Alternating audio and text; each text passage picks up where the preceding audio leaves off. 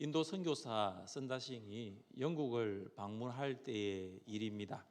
많은 사람들이 선다싱에게 질문을 했는데 특별히 그들 중에 대학 교수가 이런 질문을 던졌습니다.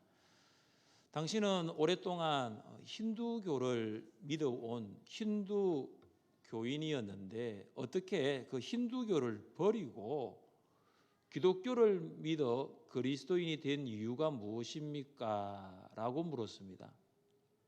그러니까 힌두교와 기독교의 차이가 무엇이 있길래 당신의 삶을 이렇게 바꾸어 놓았느냐는 것입니다. 대답은 아주 간단했습니다. 그러나 핵심을 꿰뚫는 대답을 선다싱이 합니다. 부활하신 예수님께서 살아계시기 때문입니다.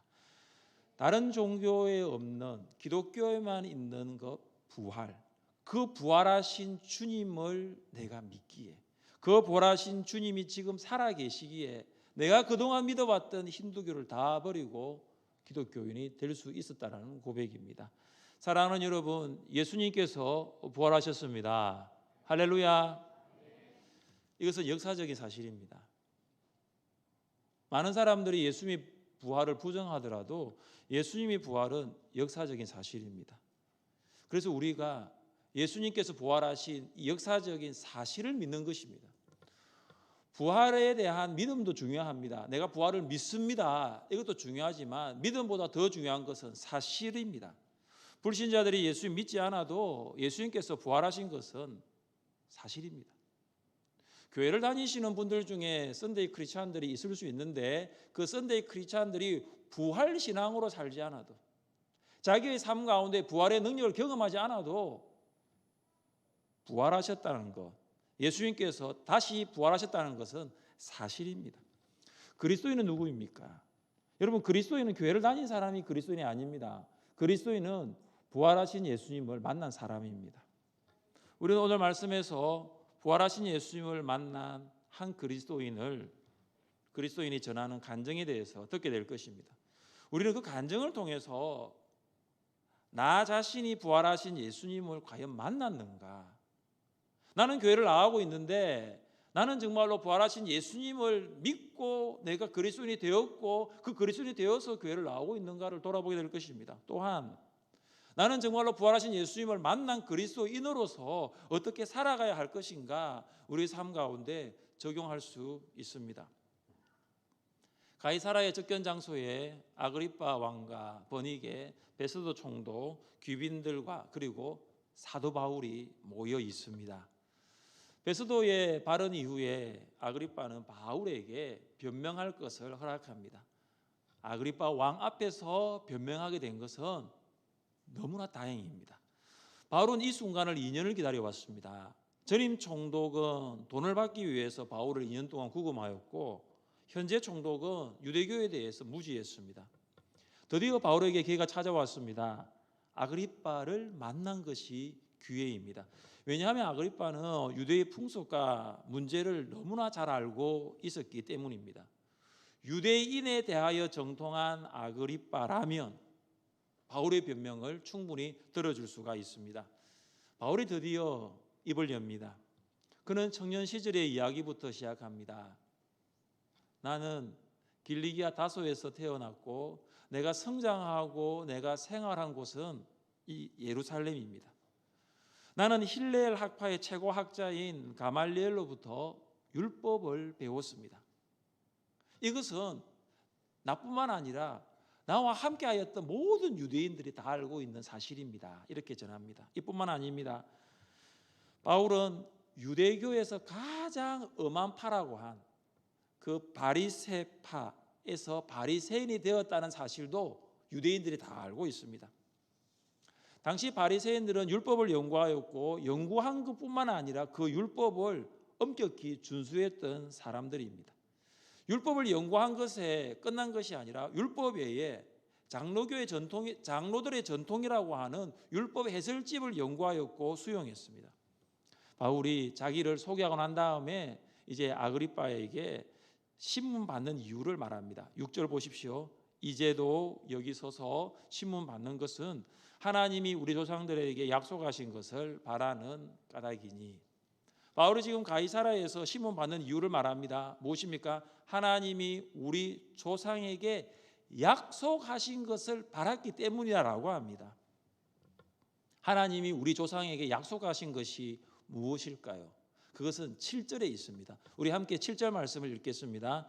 이 약속은 우리 12지파가 밤낮으로 간절히 하나님을 받들어 섬김으로 얻기를 바라는 바인데, 아그리빠 왕이여, 이 소망으로 말미암아 내가 유대인들에게 고소를 당하는 것이니이다. 아멘. 하나님이 우리 조상, 그러니까 바울에게 있어서 그 조상들에게 약속하신 것이 무엇입니까? 7절을 읽었습니다. 그 약속은 뭐냐 하면 소망입니다. 이 소망은 12지파가 밤낮으로 간절히 얻기를 소원했던 것입니다. 하나님께서 바울의 조상들에게 약속하신 것, 그리고 바울의 조상들이 밤낮으로 간절히 얻기를 소망한 것, 이것이 무엇입니까? 부활입니다. 여러분, 바리새인들이 많은 것을 믿었지만 바리새인들의 핵심 교리가 무엇입니까? 바리새인들의 핵심 교리가 부활입니다.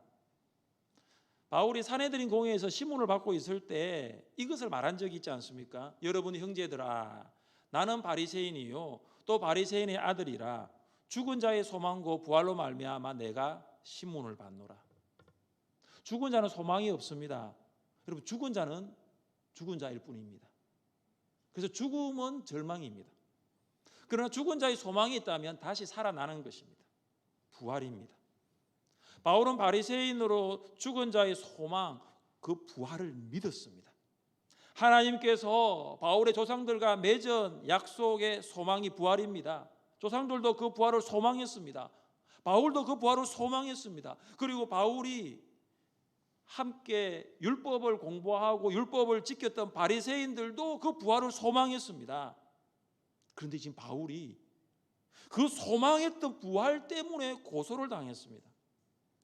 바울이 유대인의 조상들과 바리새인들이 그토록 간절히 바랬던 죽은 자의 소망인 부활 때문에 신문을 받고 있습니다. 사랑하는 여러분, 이 부분이 여러분 이해가 되십니까? 여러분이 이성으로 지성으로 합리적으로 이해가 되십니까? 유대인의 공동체가 아주 오래전부터 죽은 자의 소망인 부활을 믿어왔습니다. 그 부활 교리를 붙들었습니다. 그런데 지금 그들이 그 부활을 믿고 있는 한 사람, 그 부활을 전하고 있는 한 사람을 고소하고 있지 않습니까?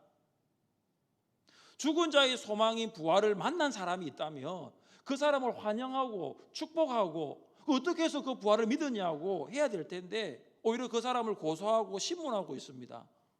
너무나 불합리하지 않습니까? 여러분, 합리적으로 이해가 되십니까? 이 합리적으로 이해가 되지 않는 것을 무엇으로 설명하면 좋을까요?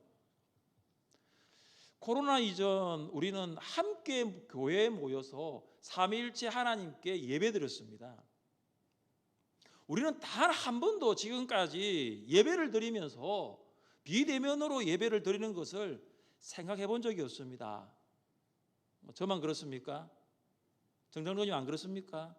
우리가 장로님 살아오시면서 많은 어려움이 있었지만은 우리가 비대면으로 예배드리는 거 생각해 본 적이 없습니다. 한국 전쟁 동안에도 성도들이 모여서 예배를 드렸습니다. 우리 남자 성도님들 군대 갔다 오셨다면 주일만 되면 어떻게 해서든지 간에 부대 안에 교회를 가든 부대 밖에 교회를 가든 내가 오늘 교회 가서 내가 예배를 드려야 되겠다 생각을 하지 않았습니까? 그래서 우리 모두는 함께 모여 예배를 드리는 것이 당연하다고 생각했습니다. 그런데 코로나 가운데 비대면으로 예배를 드리게 되었죠. 비대면 예배를 찬성하는 사람들은 대면 예배를 드리는 사람들 향해서 지금은 교회 공공성을 회복할 때라고 주장합니다. 그래서 교회 공공성을 기준으로 대면과 비대면으로 나뉩니다. 물론 교회가 공공성을 전혀 무시할 수는 없지만 공공성을 위해서 수천 년간 드려왔던 대면 예배를 비대면 예배로 드리는 것은 옳지가 않습니다. 사랑하는 여러분, 우리가 예배를 드리는 첫 번째 목적이 교회 공공성 때문은 아니잖아요. 어떻게 수천 년간 대면 예배를 드려왔던 기독교 예배 형태가 1년 만에 그 형태가 바뀔 수 있습니까? 저는 이 부분이 잘 이해가 되지 않습니다. 저의 가지고 있는 신앙관념과 저의 가지고 있는 신학적으로는 합리적으로 이해가 되지 않습니다. 바울이 태어나고 성장하였던 공동체는 부활을 믿는 공동체입니다. 그런데 그 부활을 믿는 공동체가 부활을 믿는 한 사람을 고소한 것입니다. 부활을 믿는 공동체가 어떻게 부활을 믿는 한 사람을 고소할 수 있습니까? 합리적으로 이해가 되지 않는 것입니다. 사랑하는 여러분, 그들이 그토록 바라고 소망하였던 조상들에게 약속하신 부활이잖아요. 그렇다면 그 부활이라는 교리가 단순한 교리가 아니라 실제한다는 것을 인정하고 그 교리를 받아들이면 되는 것입니다. 그동안 머리로만 알았던 그 부활 교리를 가슴으로 반응하면 되는 것입니다. 그런데 유대인들은 부활을 믿는 한 사람, 또 부활을 경험한 그 한 사람을 고소하기에 이르렀습니다. 바울은 접견 장소에 모인 청중들을 향해서 어떤 질문을 던집니까? 당신들은 하나님이 죽은 사람을 살리심을 어찌하여 못 믿을 것으로 여기나이까? 이것이 무슨 뜻입니까? 조상들에게, 유대인들에게 부활이라는 그 약속을 주신 하나님께서 그 약속을 지킬 수 없습니까? 왜 여러분은 약속을 지키시는 하나님을 믿을 수 없습니까? 왜 여러분은 하나님을 믿지 못합니까? 이것입니다. 유대인들은 하나님께서 부활이라는 약속을 주셨지만 하나님께서 죽은 사람을 부활하신 것을 믿지 못했습니다. 그들은 과거에 주신 약속을 믿었는데 현재 이루어진 약속을 믿지 못한 것입니다. 약속은 지켜지기 위해 존재합니다. 우리는 약속이 지켜짐을 믿습니다. 지켜지지 않는 약속을 믿는 사람은 어리석은 사람일 것입니다. 바울도 처음에는 부활의 약속을 믿었지만 그 약속이 과연 지켜질 약속으로 생각하지는 못했습니다. 당시 대부분의 사람들이 예수님을 총독 빌라도에 의해 십자가에 못 박혀 죽었다고 생각했습니다. 그들은 예수님을 십자가에 못 박혀 죽은 사람으로만 알았습니다. 그래서 십자가는 모든 것이 죽음으로 끝났다라고 그들은 보았습니다. 바리새인들에게 부활은 단순한 이론에 불과했던 것입니다. 바울도 그들 중에 한 사람이었습니다. 그래서 바울이 한 일이 무엇입니까? 9절입니다. 나도 나사렛 예수의 이름을 대적하여 많은 일을 행해야 될 줄 스스로 생각하고, 부활이라는 교리가 실제 하는 것이 아니라 이론으로만 생각하니까 나사렛 예수의 이름을 대적한 것입니다. 바울은 십자가에서 죽은 예수님을 믿은 사람, 그리고 십자가에 죽은 예수님이 부활하셨다고 전하는 사람을 박해합니다. 바울은 대제사장의 허락을 받아 예루살렘 성도들을 옥에 가두었습니다. 심지어 성도들을 죽일 때는 기꺼이 찬성 투표를 할 정도였습니다. 바울은 해당의 성도들을 벌하였고 그리스도를 모독하는 말을 강제로 하도록 하였습니다. 그리고 다른 나라의 도시까지 가서 성도들을 박해할 정도로 그의 열심은 정말로 특심이었습니다. 바울이 무슨 말을 합니까? 나도 나사렛 예수의 이름을 대적하여 많은 일을 행해야 될 줄 스스로 생각하고, 예수의 이름을 대적하기 위해서 할 수 있는 모든 일을 다 해야 한다라고 생각했습니다. 예수의 이름을 대적하는 일에 목숨 걸고 반대한 것입니다. 예수 부활 열렬 반대론자가 바울입니다. 자신도 믿지 않았고 그 부활을 전파하는 사람들도 박해하였습니다. 이것은 바울이 스스로 믿는 것이 옳다라고 확신하였기 때문입니다. 사랑하는 여러분, 사람은 스스로 옳다고 확신하는 일을 하기 마련입니다. 다른 사람들이 그 일은 옳지 않다라고 아무리 쫓아다니면서 만류해도 본인이 옳다고 생각하면 절대 그것을 버리지 않습니다. 이런 사람을 사자성어로 대우탄금이라 합니다. 소에게 금은고 소리를 들려주는 것을 일컫는 말입니다. 금은고를 연주해도 소가 그 소리가 금은고 소리인지를 모른다는 것입니다. 아무리 좋은 일이라도 알아듣지 못한 사람에게는 소용이 없습니다. 대우탄금과 같은 인생을 살았던 바울에게도 전환점이 찾아옵니다. 다메섹 사건입니다. 바울은 청중들 특히 아그리빠 왕을 주목하면서 다메섹 사건을 이렇게 말합니다. 나는 대제사장의 고난과 위임을 받아 다메섹으로 가고 있었습니다. 정오에 해보다 더 밝은 빛이 내려와 나와 일행들을 둘러 비추었습니다. 우리 모두는 땅에 엎드릴 수밖에 없었습니다. 그때 소리를 들었습니다. 사울아 사울아 내가 어찌하여 나를 박해하느냐. 가시채를 뒷발질하기가 내게 고생이니라. 나는 그때 물었습니다. 주님 누구시니까? 주님께서 말씀하셨습니다. 나는 내가 박해하는 예수라. 바울이 나는 내가 박해하는 예수라 라는 음성을 들었을 때 어떤 생각을 했을까요? 나는 내가 박해하는 예수라. 예수는 죽은 줄로 알았어요. 빌라도에 의해서 십자가에서 죽은 줄로 알았는데 나는 내가 박해하는 예수라는 음성을 들었을 때 그 순간 바울이 어떤 생각을 했을까요? 자신이 생각이 틀렸다는 것을 알았습니다. 내가 지금까지 가지고 있었던 이 모든 생각이 잘못되었다는 것을 깨달은 것입니다. 예수님은 죽은 줄로 알았는데 십자가에서 죽음으로 끝난 줄 알았는데 그 예수님이 살아있다는 거예요. 죽음으로 끝난 것이 아니라 생명으로 부활하셨다는 것을 그때 알았던 것이에요. 바울이 예루살렘 성도들을 박해할 때에 바울이 스데반을 죽이는 일에 함께할 때에 부활하신 예수님을 전했는데 그것이 거짓말이 아니었다는 것을 이제 알았던 거죠. 나는 내가 박해하는 예수라. 바울은 자신의 열심이 틀렸다는 것을 알았습니다. 예수님은 바울에게 가시채를 뒷발질하기가 내게 고생이라고 했습니다. 여러분 가시채는 이 끝에 소몰이 채인데 이 채 끝에 쇠나 뼈가 이렇게 달려 있는 거예요.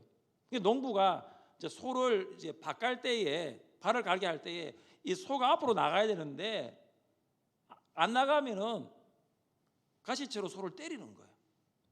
그러면 소가 이제 뒤로 가지 않고 앞으로 밭을 갑니다.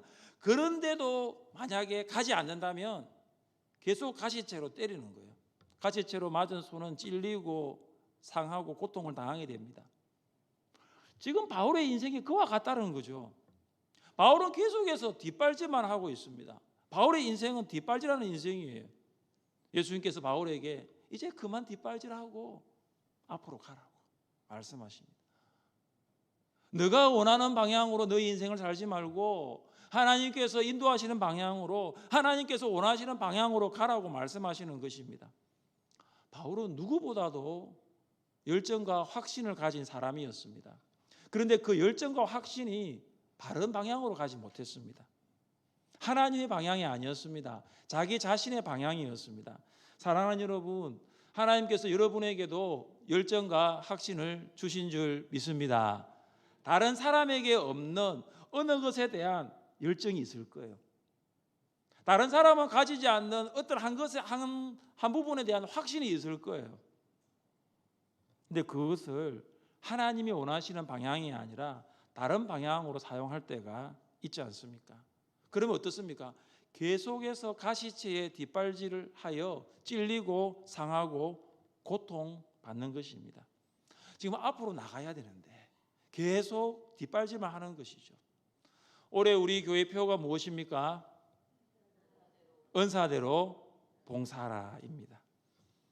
올해는 은사대로 봉사할 수 있는 기회의 시간입니다. 하나님께서 주신 은사로 봉사하십시오.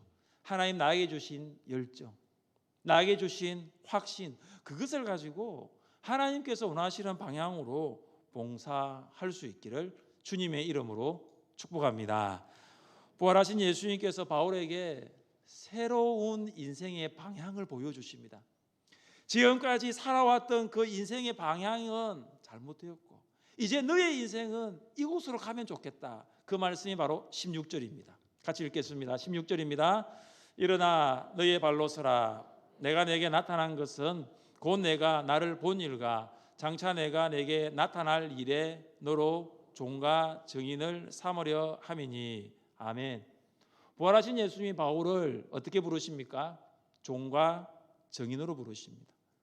바울은 다메섹에서 부활하신 예수님을 보았습니다. 그리고 앞으로 바울에게 나타날 일이 있습니다. 이것에 대해서 종으로 부르시고 증인으로 부르십니다. 부활하신 예수님을 만난 바울은 그가 종종 편지를 보낼 때에 내가 이런 사람이 되었다라고 소개합니다. 우리 같이 한번 읽어보겠습니다. 그리스도 예수의 종 바울과 디모데는 그리스도 예수 안에서 빌립보에 사는 모든 성도와 또한 감독들과 집사들에게 편지하노니. 지금 바울이 자기를 누구라고 소개하고 있습니까? 그리스도 예수의 종이라고 소개합니다. 여러분, 종은 헬라어로 둘로스입니다. 둘로스는 주인의 뜻에 복종하는 사람, 주인의 처분에 따라 맡겨져 있는 노예를 말합니다. 바울은 예수님의 종으로서, 예수님의 노예로서 절대적으로 주님께 복종하겠습니다. 절대적으로 주님께 헌신하겠습니다 하였습니다. 지금까지는 내가 원했던 방향으로 나의 열정과 나의 확신을 가지고 살아왔지만 이제는 주님의 종이 되었어. 예수 그리스도의 종이 되어서 하나님이 인도하시는 방향으로 살아가겠습니다 확신한 것입니다. 이처럼 부활하신 예수를 만난 성도는 예수님의 종이라고 고백합니다.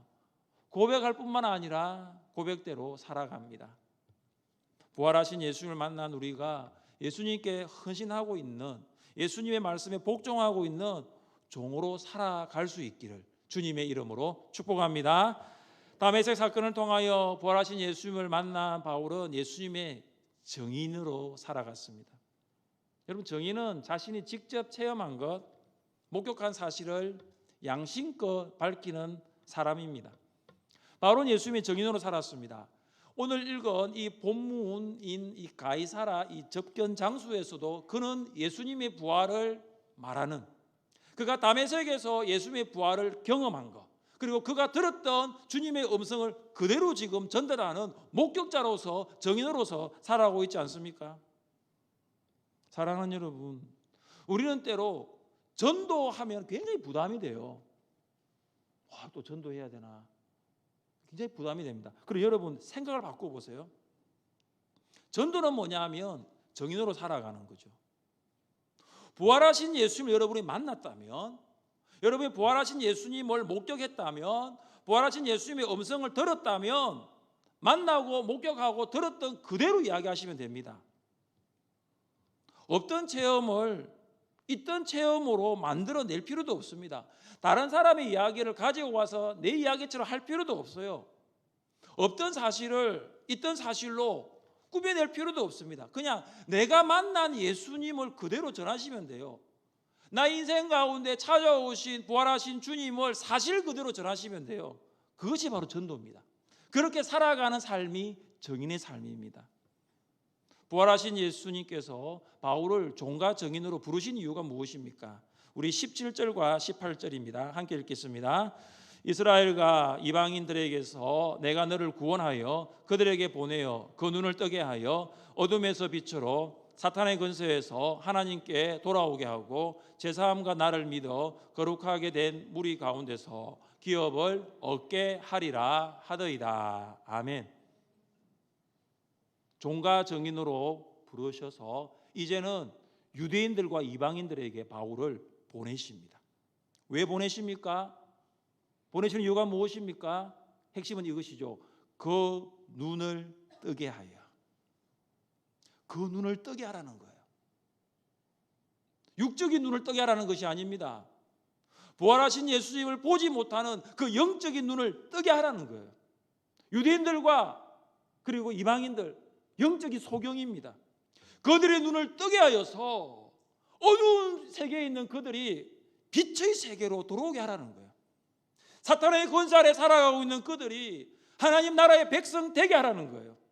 하나님 나라 백성이 되어서 죄사함 받고 하나님의 자녀로서 하나님의 그 나라를 소망하며 그 기업을 바라보며 살아가는 것이 바울을 종과 증인으로 부르신 목적입니다. 예수님께서 바울에게 하시는 말씀을 통해서 우리는 세상 사람들이 어떠한 상태로 살아가고 있는가를 여러분 잘 보셔야 됩니다. 이 말씀은 바울에게 주신 말씀이니까 나와는 상관이 없다 하시면 안 됩니다. 부활하신 예수님을 만나지 못한 사람들의 상태를 잘 보십시오. 그들의 상태가 뭐냐면 영적인 어둠 가운데 살아가고 있습니다. 영적인 암흑 가운데 거하고 있습니다. 여러분 명절날 여러분 부모님께 인사드리고 여러분 형제와 자매들과 친척들을 보면서 그들이 무엇을 보셨습니까? 우리가 사람들을 볼 때에 육적인 눈으로만 본다면, 육적인 모습만 본다면 부활하신 예수님을 전할 수가 없어요. 왜냐? 부족함이 없거든요. 오히려 우리보다 더 좋은 환경에 살게 하니까 내가 뭐 할 게 없어요. 육적인 눈으로 보면 부활하신 예수님을 전할 수가 없습니다. 우리는 그들이 그 사람이 아니라 속 사람을 보아야 합니다. 우리는 그들의 외모가 아니라 내면을 보아야 합니다. 우리는 그들의 육신이 아니라 영혼을 볼 수 있어야 합니다. 예수님께서 그렇게 보셨잖아요. 무리를 보시고 불쌍히 여기시니 이는 그들이 목자 없는 양과 같이 고생하며 기진함이라.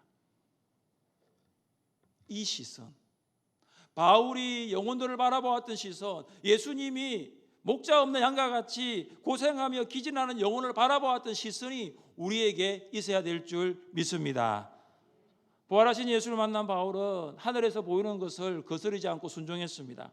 그래서 다메섹에서 예루살렘에서 유대까지 그리고 나중에는 로마까지 이르러 이방인들에게 회개하고 하나님께로 돌아오라는 복음을 전하게 됩니다. 유대인들의 성전에서 바울을 죽이려고 하였으나 바울은 지금까지 내가 복음을 전할 수 있었던 것은 이것이었다고 고백합니다. 하나님께서 도우셨다는 것이죠. 나를 다메섹에서 부르시고 나를 종과 정인으로 삼으셔서 유대인과 이방인들과 심지어 믿지 않는 많은 사람들에게 복음을 전하게 된 것은 내가 한 것이 아니라 하나님께서 도우셨다. 전도는 내가 하는 게 아니잖아요. 바울의 고백처럼 나는 도구일 뿐입니다. 하나님의 부르심에 순종하여 가면 하나님께서 나를 도우셨다. 그 고백을 하게 되는 것입니다. 바울이 전한 복음의 핵심이 무엇입니까? 우리 23절 말씀을 함께 읽겠습니다.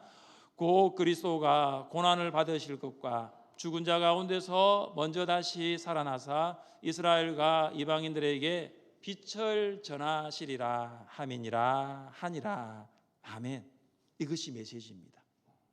예수님의 십자가의 죽으심, 그리고 십자가의 죽으심으로 모든 것이 끝난 줄 알았는데 그것이 아니라 부활하심, 이것이 복음입니다.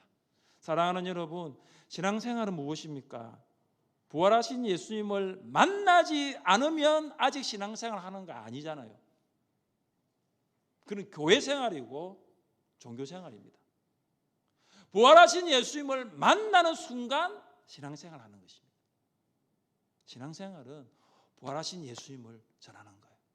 신앙생활은 부활하신 예수님과 날마다 동행하며 사는 것입니다. 그리고 그것은 언제까지? 내가 나의 주님을 직접 만날 때까지 그 신앙생활은 계속되어져야 합니다. 부활하신 예수님을 만나셨습니까? 그 예수님을 전하고 계십니까? 새롭게 시작되는 한 주간의 삶 가운데서 부활하신 예수님을 전하는 여러분 될 수 있기를 주님의 이름으로 축복합니다.